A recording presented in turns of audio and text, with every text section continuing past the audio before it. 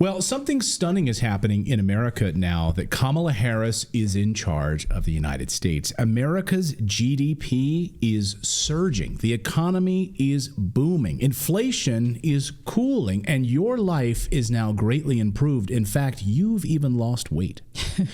Guys, Kamala Harris is the real deal, and you better pony up to the bar. Overnight, the federal government released their new GDP numbers, and the timing and the numbers are stunning. Take a look at this. Looks like the first estimate of the Q2 GDP came in at a whopping 2.8%. That's double the final quarter one print of 1.4%, double. That was already its lowest print since the technical recession of Q2 2022. So, my God, guys. It is real. It is real. The Kamala effect is real. UBS says this morning the details suggest very strong growth. Investment rose 8.4%, the highest since Q3 of 2023. And they say any talk of a recession, this is UBS saying this, any talk of a recession now needs to be thrown out the window.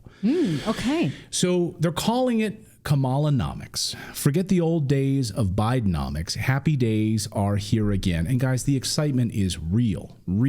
Act Blue, which is a Democrat donation platform where you can donate to Kamala Harris and other Democrats, just saw a record number of donations pouring in for Kamala Harris, and thank God. Yesterday was Act Blue's best day of 2024 and possibly of all time, just hours, they received $50 million. Kamala Harris's presidential campaign now says, according to Fast Company, it raised a stunning $100 million from 1.1 million donors. Holy smokes, that's a lot of donors. Between Sunday and late Monday, in one day, 1.1 million folks came on board in the wake of the presidency, in the wake of President Joe Biden announcing he will not seek re-election. In the first 24 hours alone, the campaign had raked in $81 million, mostly from new donors, as CBS News reported. Now, President Biden has transferred also $91 million in his campaign funds over to Kamala Harris. And you know that pesky Donald Trump is now suing the Biden campaign for breaking Federal Election Commission guidelines. You're not allowed to just hand the money over. I mean, come on, Trump, back off. He made that money. He's going to give it to his friend Kamala. Back off, President Trump.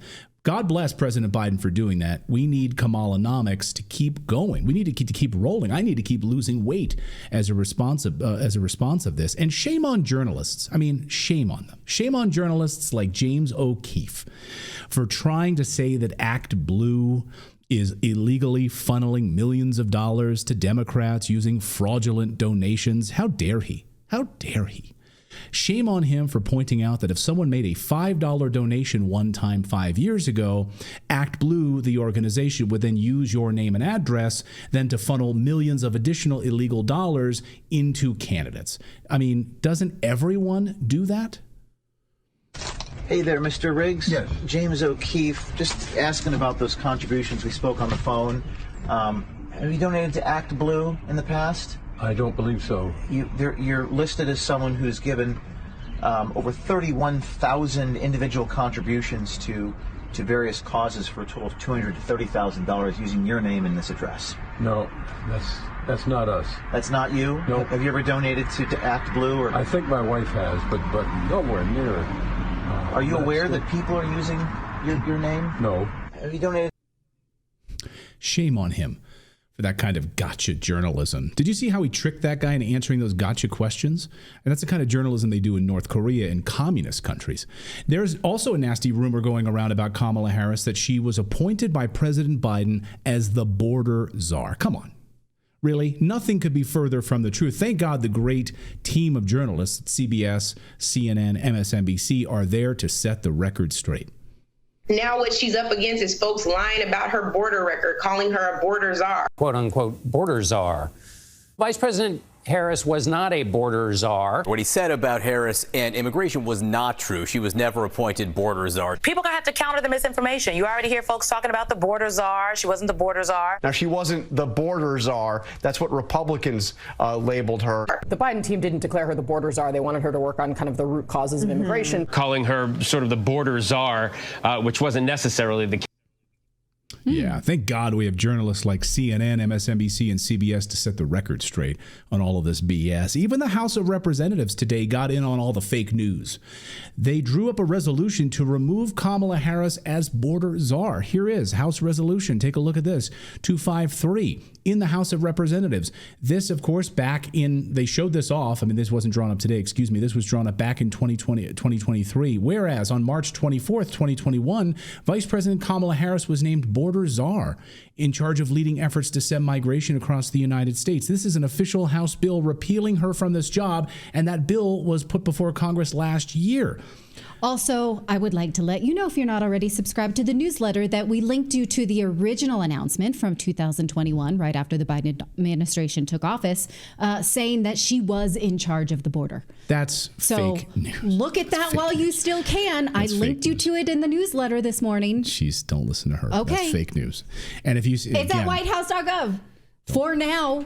Fake news. Until Big Brother takes it away. Fake news. And if you see this Newsbusters video floating around out there from these very same CNN journalists and MSNBC journalists, and I think you should just ignore it. Okay, this is a Newsbusters video, and just pretend it's not real, because we need to throw our support behind Kamala.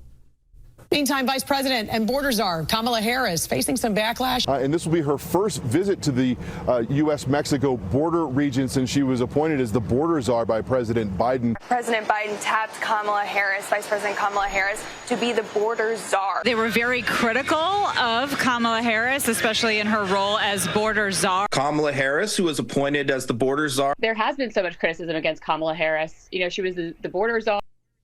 Yeah. Fake news. Okay. Another disgusting rumor has also been circulating around about Kamala, and we need to put an end to it right now. People are trying to say that she was the most liberal senator in the United States Senate. Stop it. That's just another Trump lie. Here, I mean, they're trying to say that this GovTrack website, which showed she was ranked as the most liberal senator compared to all senators 4 years ago on their website, is a Trump lie. And to stop that lie, this morning, GovTrack deleted it from its own website. Oh, good.